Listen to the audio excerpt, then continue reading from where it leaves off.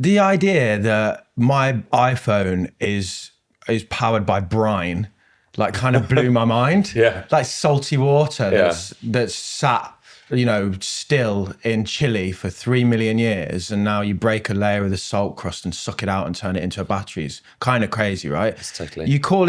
You say this like beautiful thing of, it's the paradox of the materials of the old world powering the new. No.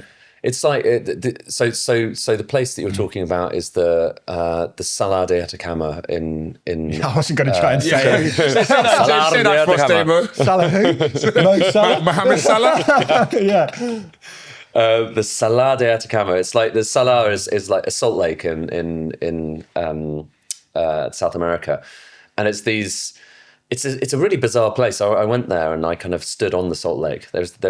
I went kind of strode out onto this enormous crackly surface of salt, and it turns out that in some places it's maybe kind of a meter thick, and in some places it goes down much further. But beneath that big crust that you can look up the pictures, beneath that crust there's this enormous kind of underground reservoir of briny water, so salty, and in this case it's got all of these unusual salts, including lithium. And it's a surreal place, and part of the explanation for how on earth all this lithium ended up being there, I mean, they're still debating it now, but this is one of the driest areas in the world. It's this dry desert. You've got the Andes as well, and just due to these strange geological conditions, this stuff has just gathered there over millions of years, and so you have this strange.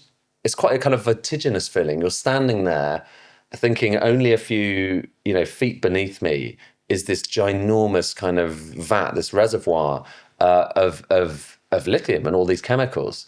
And then I was standing out there on this kind of crackly surface, and then someone over there shouted, "You're not supposed to be there!" And it turns out you're not supposed to walk on there because like the salt is so sharp that if you fell over, it would just slash you. And so then I kind of was like, okay, how do I get back? Don't fall over.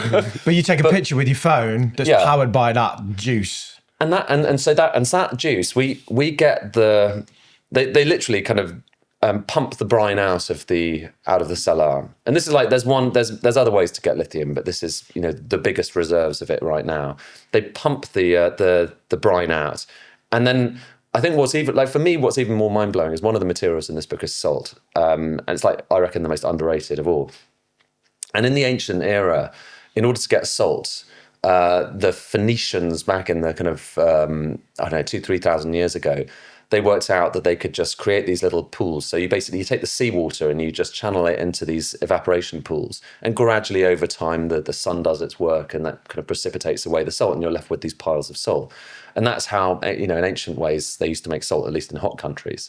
The way that they get the lithium out and they precipitate away all the other salts, today, for lithium-ion batteries, is the same way that people were doing it 3,000 years ago in the Mediterranean. They're using the same evaporation pools, except this time the pools are much bigger. So you look on Google Maps and you can see. They look beautiful, but they're kind of like weird, aren't they? They're like blue and yellow, and isn't those like... Yeah, and they're visible from space. Yeah. They look beautiful because the colours are actually down to the kinds of things that are the chemicals that are left in there. So actually they're green towards the end. It goes greener and greener as you evaporate more and more of the other stuff away. And the greenness isn't the lithium, it turns out. The greenness is, I think, boron, randomly, because they've still got some boron left.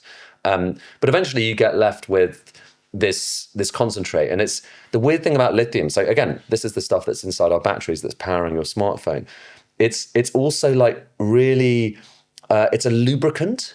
It's the ultimate lubricant. The ultimate lubricant. The ultimate lubricant.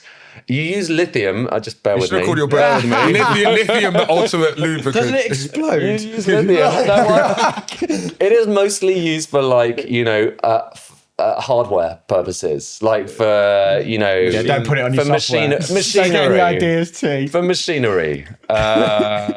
For machinery, and so actually there's this slightly random consequence of the fact that lithium prices went through the roof. I mean, they've come down a bit now, but they went through the roof, and suddenly all these people working in kind of hardware and machinery were having trouble because they couldn't get the hold of the lubricants they need. But anyway, you can put your finger into this liquid of lithium, and it's kind of weird because it's just the feeling of this liquid is strange and incredibly slippery, and you know that inside there Once that's being processed, that is going inside the electric cars and all of the devices we need today. And the reason why lithium is so important is, we've committed to all of these environmental goals.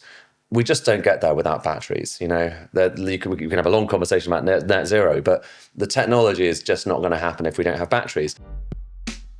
That was a clip from our full-length conversation with Sky News economics editor Ed Conway, and you can watch the full episode right here.